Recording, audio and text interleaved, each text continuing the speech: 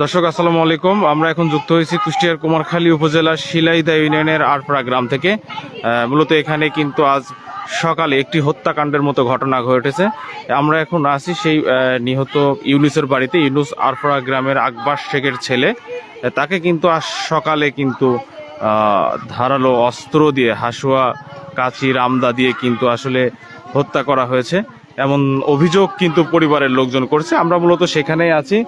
মৃত ইউনুস কিন্তু মৃত আকবর শেখের ছেলে এবং আসলে হত্যাকাণ্ডের বিষয়ে যিনি সম্পৃক্ত প্রধান বলে দাবি করছে তিনি হচ্ছে কিন্তু মাঝগ্রামের মৃত হাসেন শেখের ছেলে মুক্তার শেখ। মুক্তার শেখের নামটাই কিন্তু উঠে আসছে। মুক্তার শেখ, তার দুই ছেলে এবং আরও কিছু তার লোকজন নিয়ে কিন্তু এই ইউনুস আলীকে হত্যা করেছে এমনই কথা আসছে।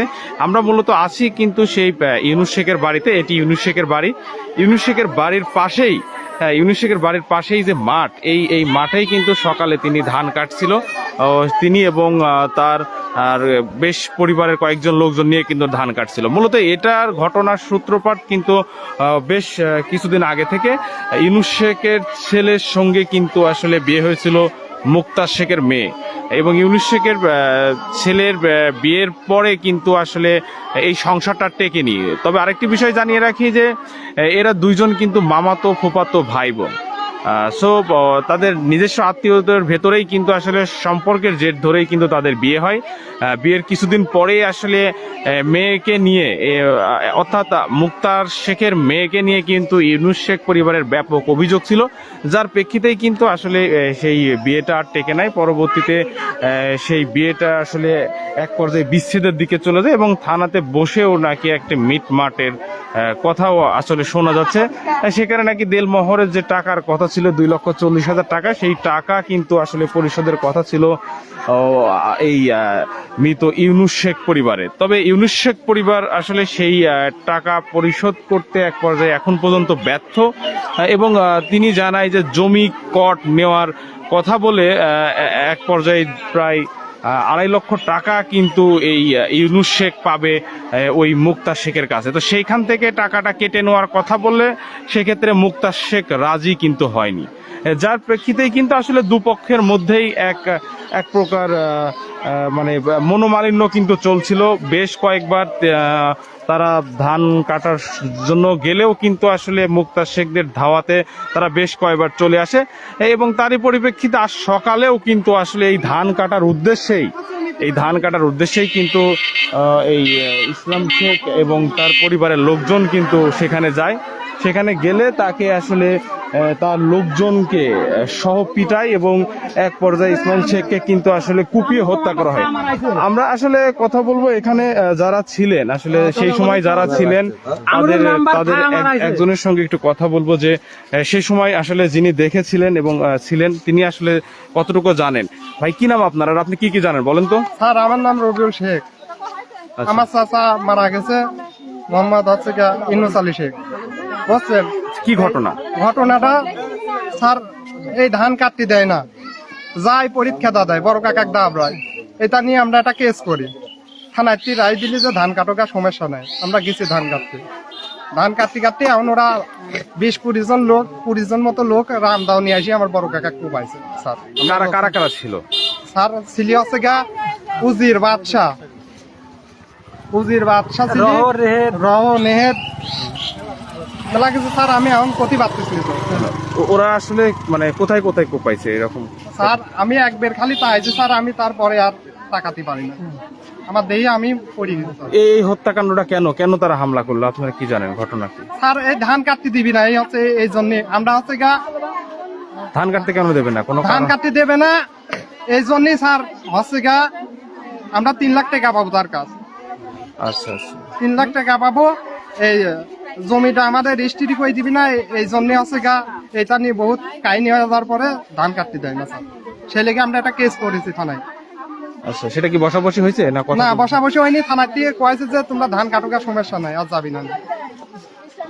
আসলে আপনারা যেমনটি শুনছিলেন যে আসলে এই ধান কাটাকে কেন্দ্র করে কিন্তু আজ সকালে এই গ্যাঞ্জামের উৎপত্তি হয়। আমরা আসলে যে ব্যক্তি মারা গেছে সেই নিহত ব্যক্তির বড় মেয়ের সঙ্গে আসলে আমরা একটু কথা বলবো যে আসলে আপনার বাবাকে তো আজকে নৃশংসভাবে হত্যা করা হয়েছে, আমরা বিষয়টা শুনেছি।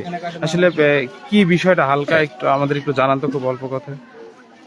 সমস্যা হচ্ছে মনে করেন যে ওর মেয়ে নি সমস্যা।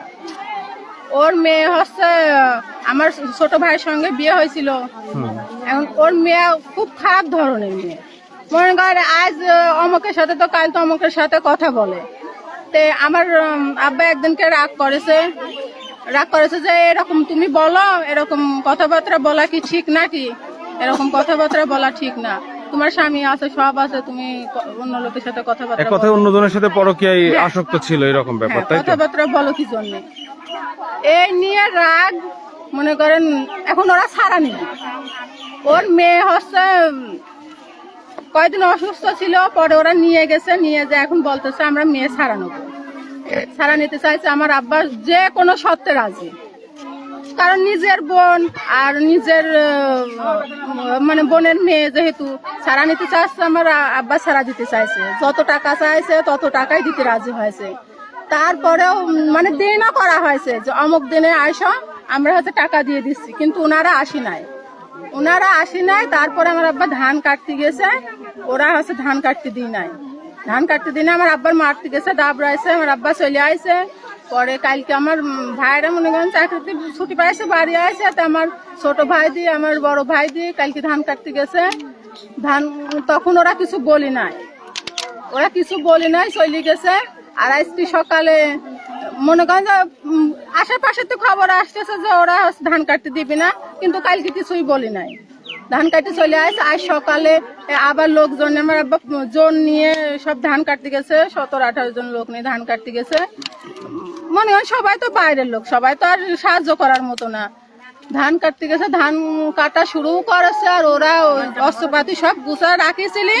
আমার আব্বারা তো এসব কিছু জানে না, গুছা রাখিছিল। ওই অস্ত্রপাতি নিয়ে এসে কোপ ধরেছে। আমার ভাইয়ের কোপাইছে, আমার ভাইয়ের মাথা কাটি গেছে, হাতের আঙ্গুল কাটি গেছে। আর আমার ছোট ভাইয়ের টেনারের জায়গায় কাটি গেছে।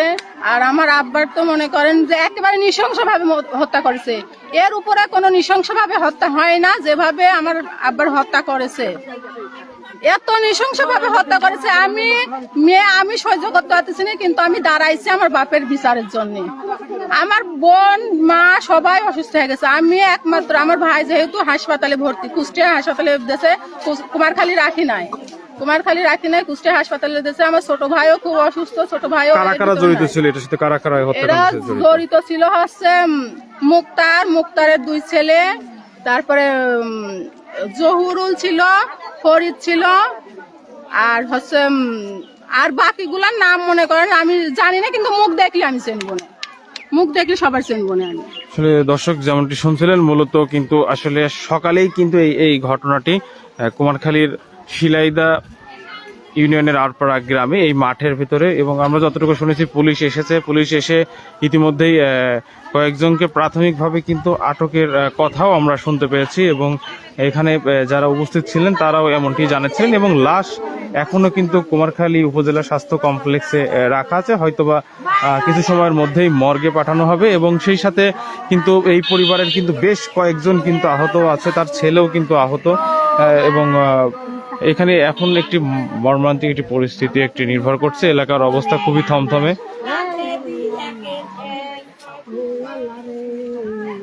তো দর্শক, এই ছিল সর্বশেষ।